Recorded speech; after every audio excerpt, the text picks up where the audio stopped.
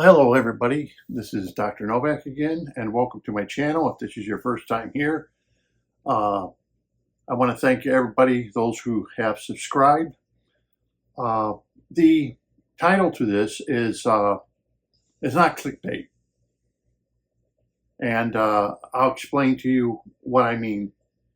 Doing a little bit of research, and from some of the people who have contact me through emails and everything, I'm going to send you off to watch a couple videos if you want. I'll have the links below for a couple videos you can watch. These videos are from Brazil, so they are speaking Portuguese. In Brazil, they speak a little bit of Spanish, a little bit of English, German, but basically the main language in Brazil is Portuguese. And in fact, Sao Paulo is the name of the city.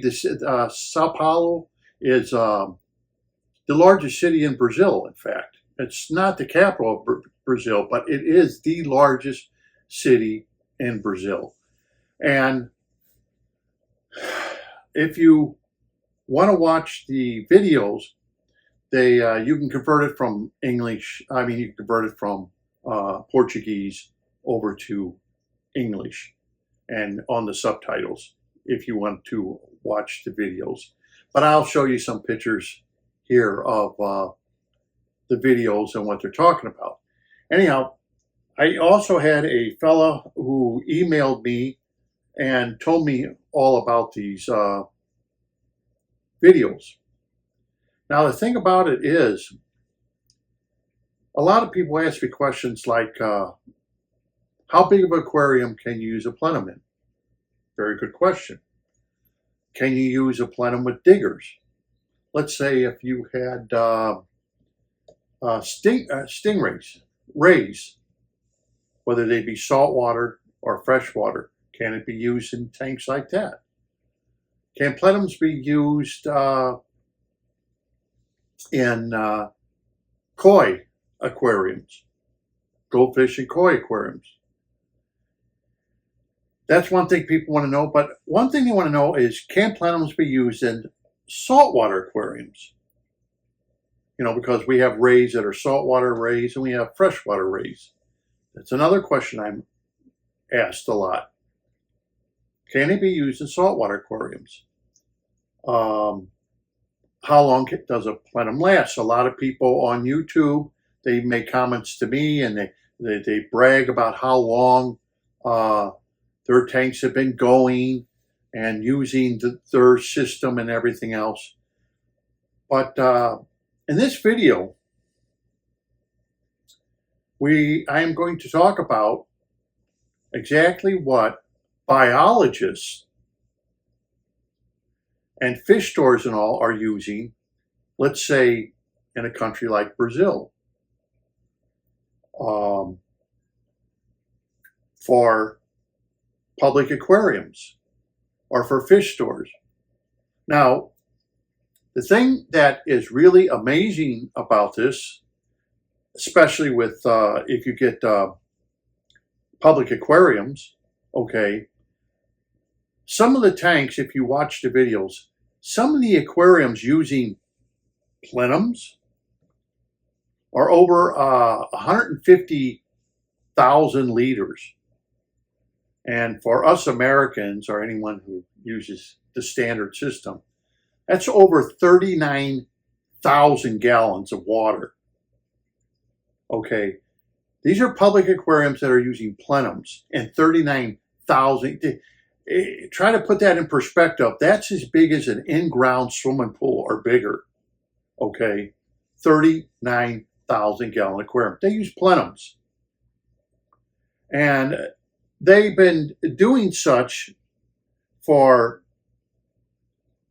something like the past 20 to 30 years, running plenums. Now, they run plenums on every single aquarium they have in a public aquarium, in which there are some public aquariums that we have here in the United States that run plenums.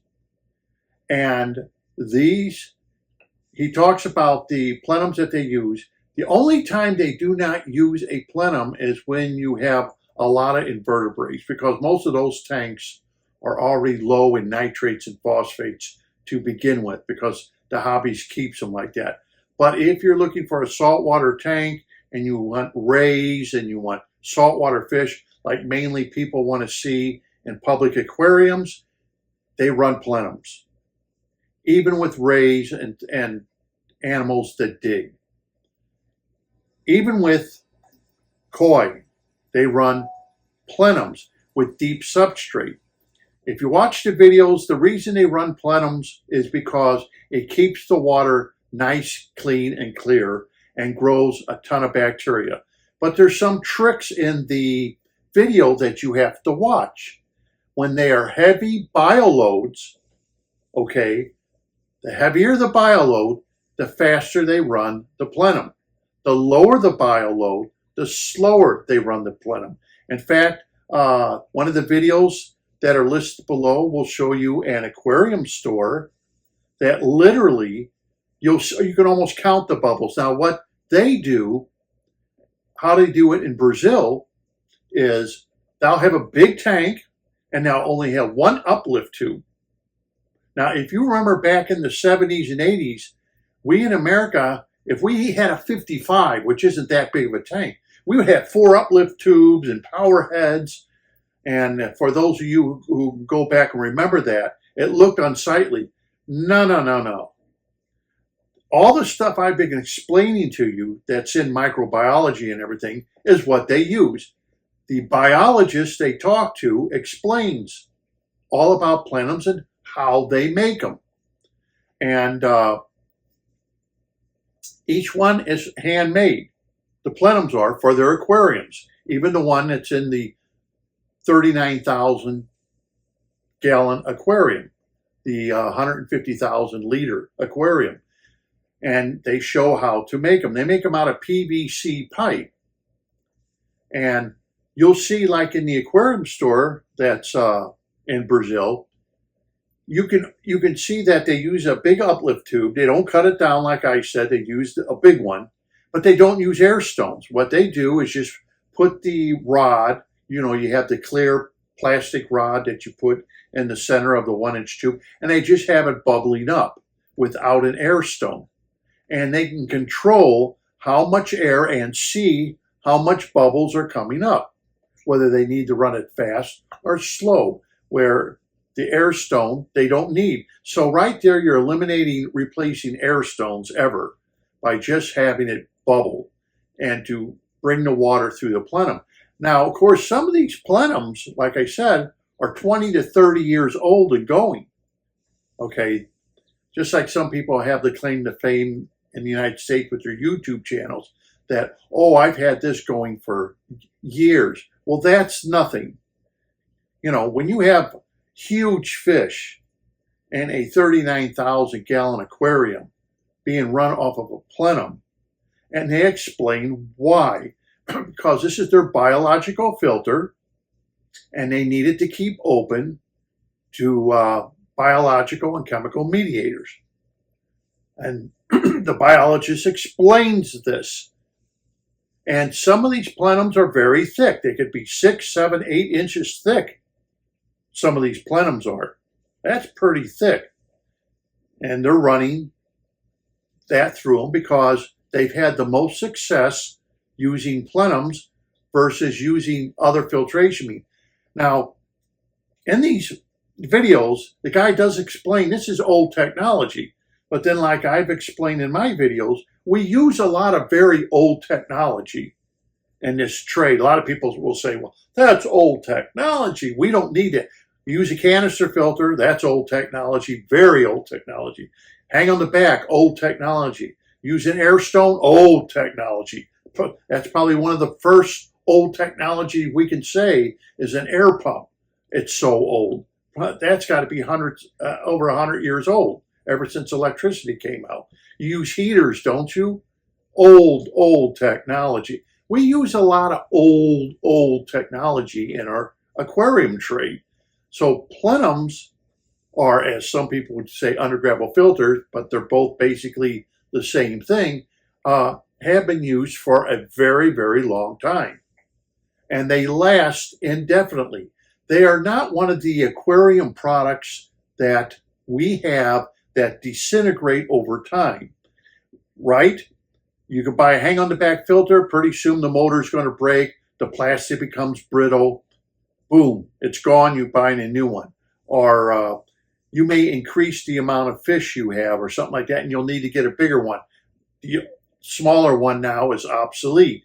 Canister filters, same way. They only run so long before the motors may burn out, the plastic may break and become brittle, it's gone. And we can go on and on with lights and everything else.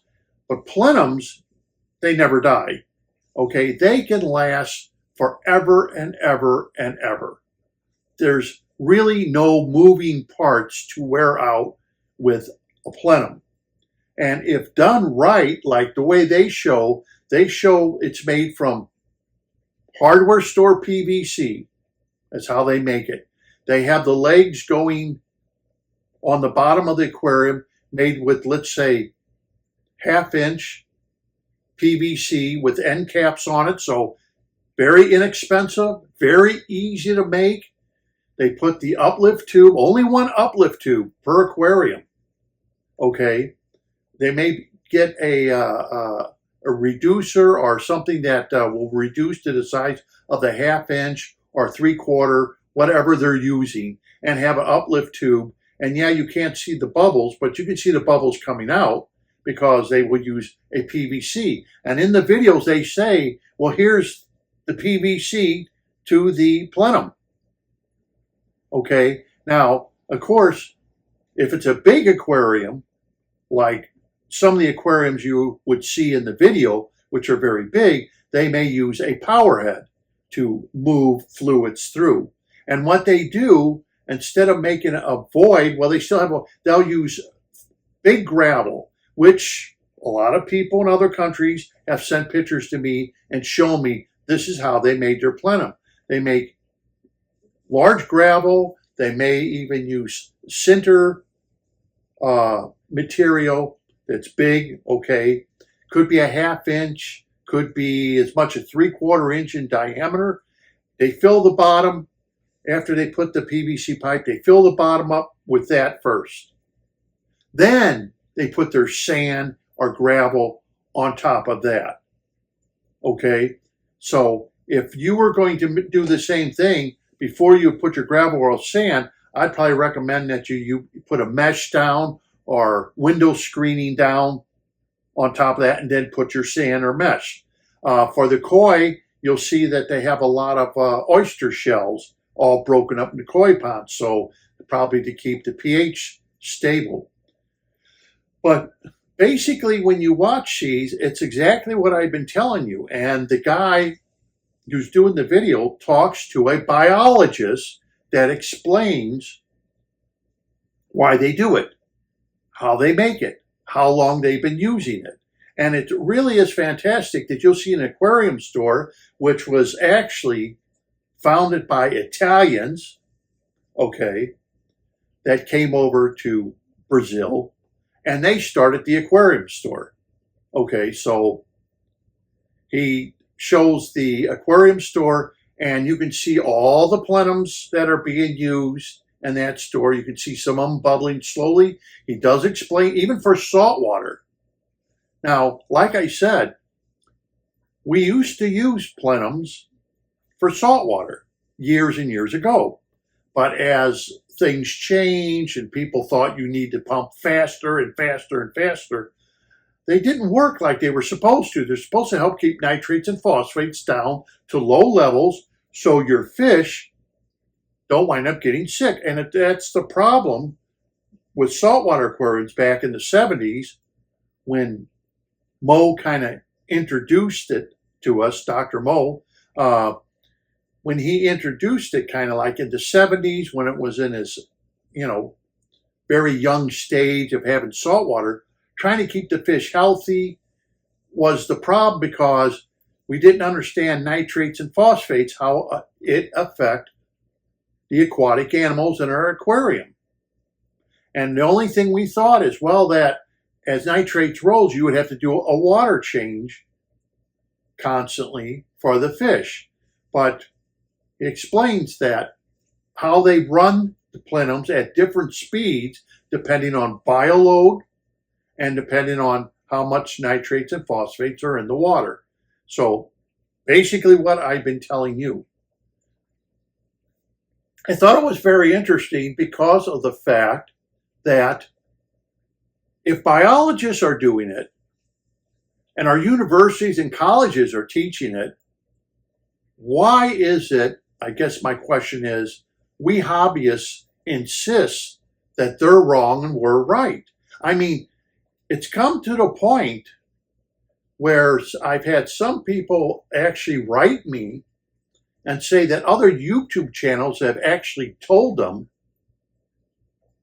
that they're completely wrong and they're right.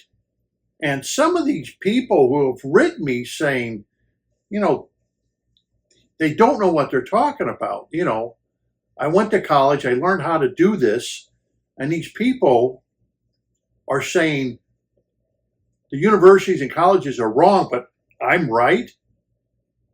Well, that's news, because in other countries, let's say like Brazil, no, they don't. What can I say? They don't partake in that kind of thinking.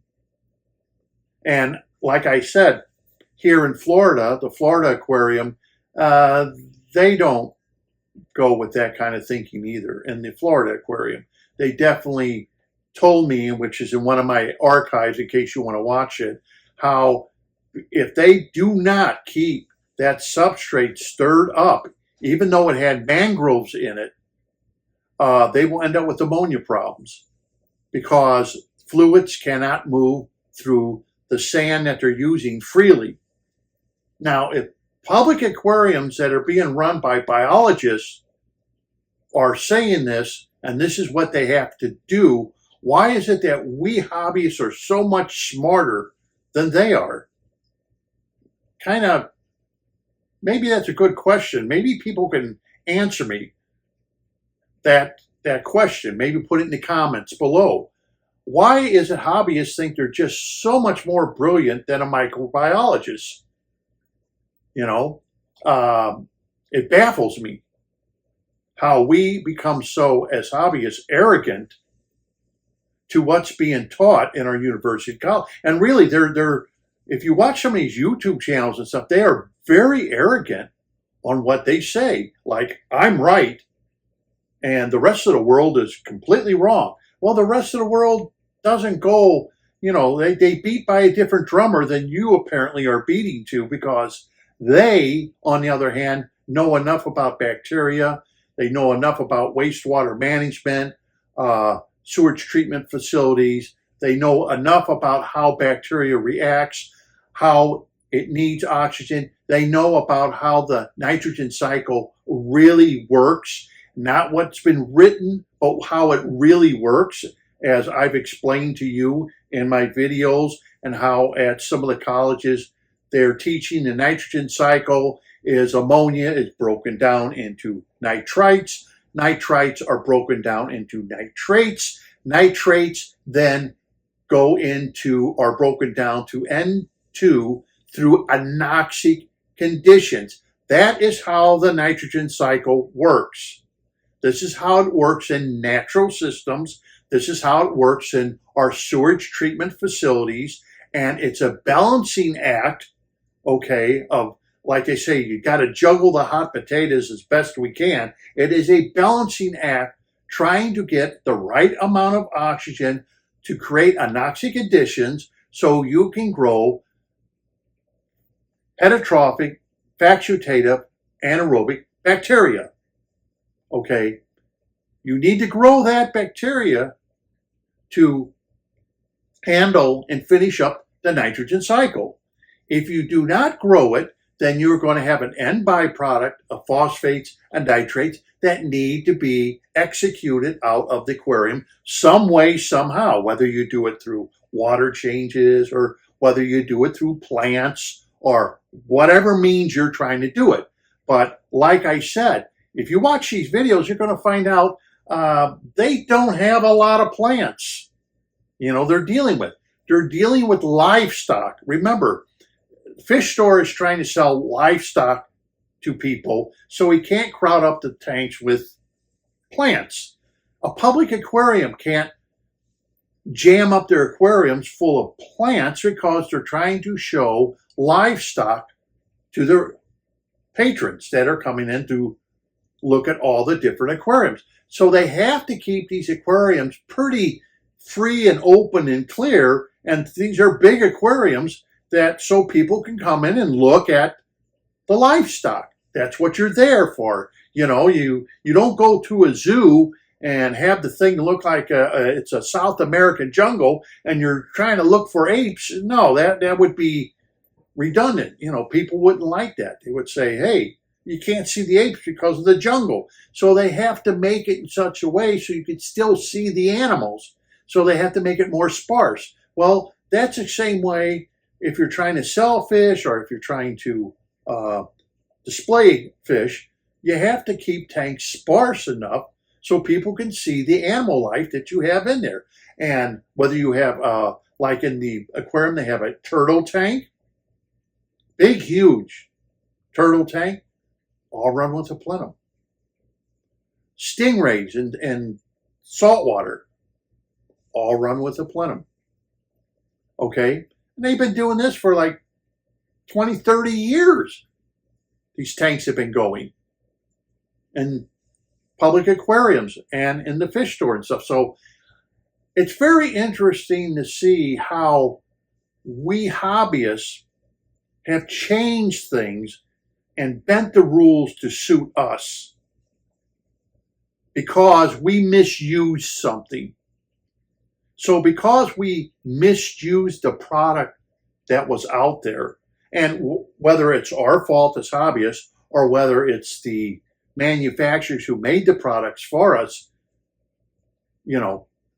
that they went out of favor because of misuse. Not that they did not work, but because we abused them and misused the way they were supposed to work. We didn't understand enough of the science to make them work correctly. Yet in very old times, when uplift tubes were little bitty half-inch tubes, maybe 6 inches tall, and you had bubbles coming out, which is how undergravel filters used to be. We didn't seem to have that problem. Or you could use a hang on the back, you could put a canister filter for your mechanical, and basically all your biological is the substrate. You don't have to keep adding more and more biological. You have enough biological because your entire aquarium and your substrate is all biological. And you should never have, once it's broken in, you should never have any ammonia spikes, nitrite spikes. You shouldn't have any of that. I never did. Once I had a plenum going, never did I ever have spikes of ammonia or nitrites or anything else. So I didn't need more and more biological. Remember, bacteria is based off of oxygen. It's based off of the food stuff. Okay? So if you give a bacteria oxygen, depending on its requirements, like nitrosomatis or nitrosporia bacteria, they require more oxygen. Facultative bacteria requires less oxygen, under 2 parts per million, 1 part per million, even 0.5 parts per million. Good enough for them without going anaerobic. They require oxygen. The next key to bacteria, the trick of bacteria, is food stuff, the available food stuff. When food supply is low, you'll have less bacteria. When food supply increases, the bacteria, because they're heterotrophic, can multiply and accelerate at unbelievable speeds to deal with the insults that are coming in.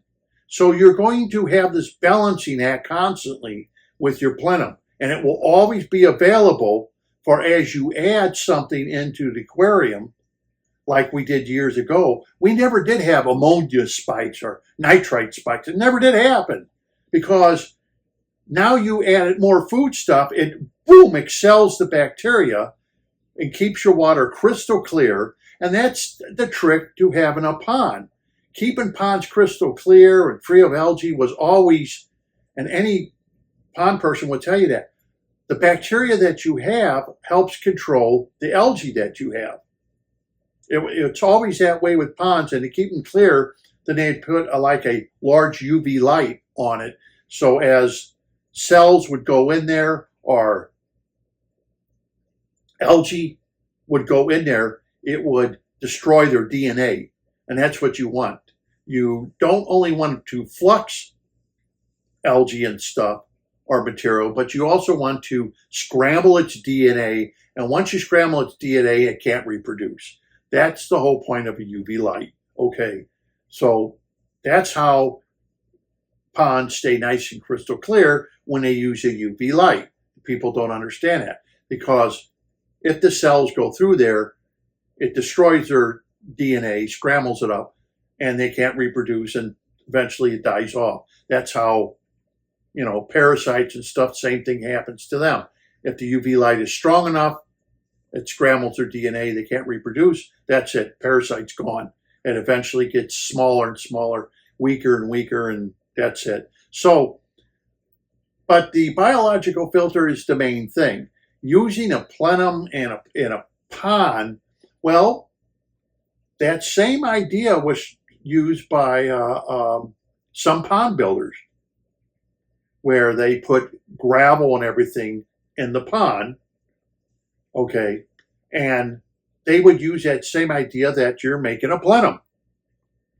But the only problem is fluids don't move very freely, so what they recommend to people, because ponds are extremely dirty compared to aquariums, extremely dirty, okay, and then they would recommend that you tear down the pond once a year, power wash everything down, get all the muck out, because believe me, ponds in a year's time will get a lot of muck from dirt in the air and insalts from the air, and plus dying algae and everything. So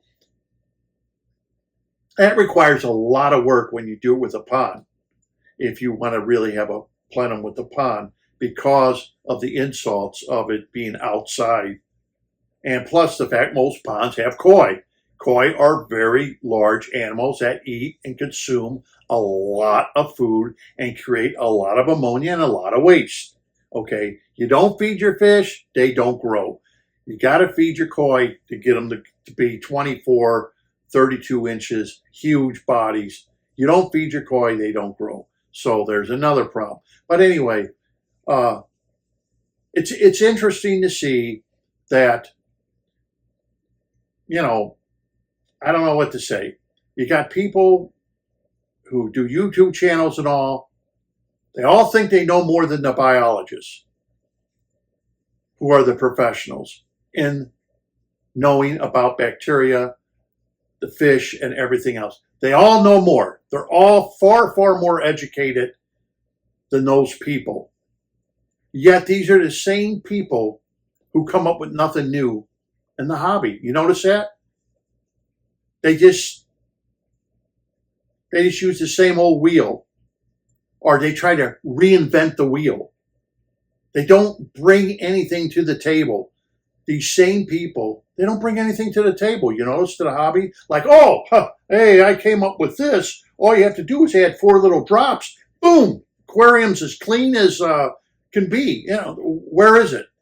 All they do is try to reinvent the wheel over and over again and shove it down everybody's throat. But it's just interesting to see that as we get into this hobby and people start searching more and more, other countries and things like this, other biologists and things like this, they explain why they use such an old technology. Because we use it. Us humans use it to clean our water. So why wouldn't it work on fish tanks? Right? We use it to keep alive fish needed to keep alive. So that's it for this video. I thought if you want to watch it, links will be below. Leave a comment what you think. Why do people go across the grain? Why is it they just resist and fight it? I mean, really, with a